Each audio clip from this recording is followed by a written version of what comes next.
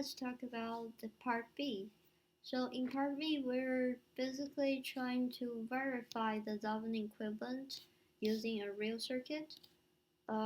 So basically, we just measure the V and R and we calculate those two parameters, and we compare them.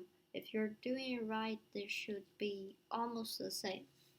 So to calculate the V and R it's in the circuit, so it's pretty much the same as we talked in the example, so it should not be too difficult for you to calculate it.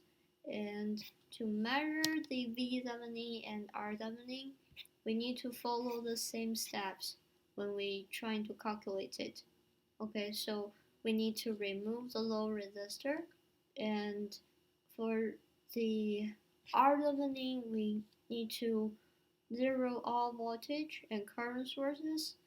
So just like what we did in Lab4, instead of just turn off this V2, we need to replace it by a short circuit. That's how you measure the V and R.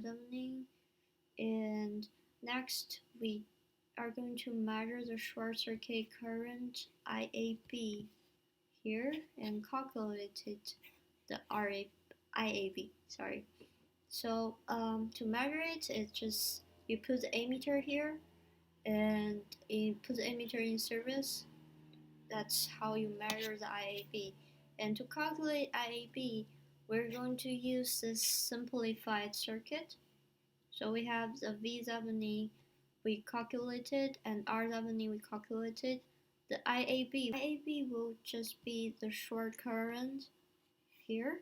So basically, it will just equal to the V divided by the R.